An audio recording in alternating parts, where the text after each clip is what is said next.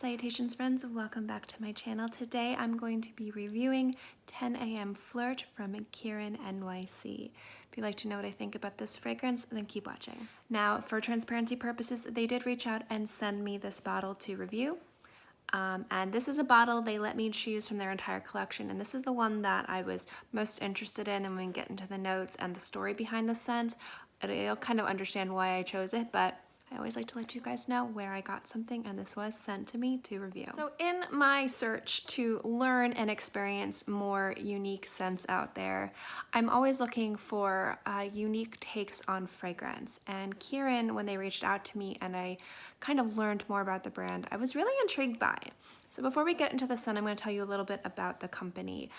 They definitely have a very modern take on olfactive art that is centered around New York City. And if you look at other fragrance houses that are centered around New York City, and we all know which houses those are, it's always really interesting the amount of inspiration that comes out of that metropolitan area.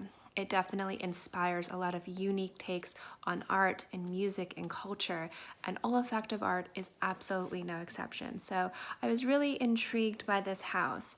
I also like the mission of this house. It is very much a fragrance house that is centered around olfactive art, and it's also centered around being very conscious in regards to animal cruelty and using recycled materials, and also having free, none of the ingredients in here are skin allergens. So if you have very sensitive skin and you can't wear certain fragrances because it aggravates your skin, this is actually a very safe house to wear.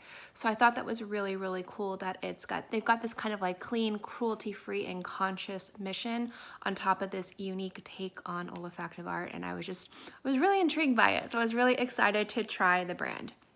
So what made me really gravitate towards 10 AM Flirt were the notes. So the notes in this are fig, gardenia, sandalwood, and cashmere wood. Woody aromatic scent. It has a lot of woods in it. It can be somewhat dry, but the kind of the history or the inspiration behind this scent is kind of like green lush grasses emerging from the concrete jungle. So when I kind of read that and heard about that, I was kind of hoping it would be a kind of like juxtaposition between like dry and moist, because you have kind of like the dry like urban concrete jungle and kind of like the lush dewy green grasses.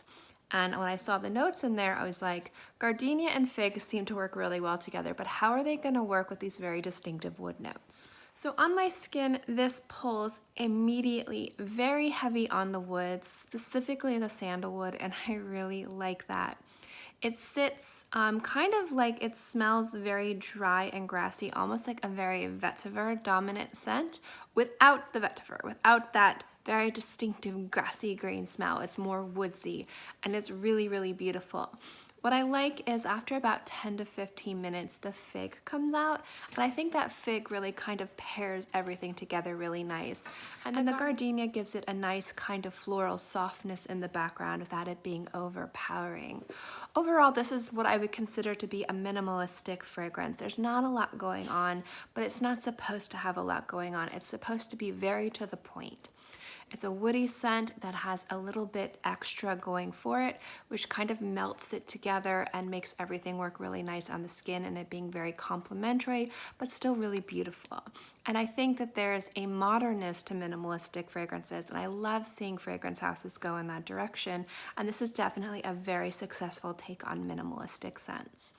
So you have two very distinct woods, and you have two very distinct notes that are working with the woods to create this kind of, I would say, very aromatic scent that has a nice woody base, but has a bit of a creamy fruitiness from the fig and the gardenia, but it doesn't overpower the woods. The woods kind of overpower the fig and the gardenia a little bit, but in a positive way. It kind of balances everything out and works really, really nicely on the skin. Overall, this is a scent that, if you guys wanted to know, I've had in my collection for, I want to say almost a year. It's been a long time, like at least 10 months. So I've been wearing this scent for a very long time.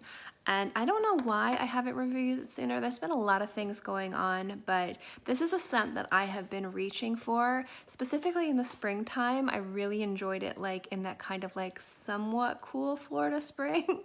It's been really, really great and I've really enjoyed it.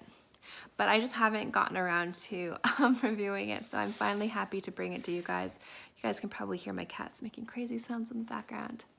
The performance of this scent is pretty good too. I get about 4 to 6 hours on my skin. On my skin, it has minimal projection and minimal sillage. It's more of a skin scent.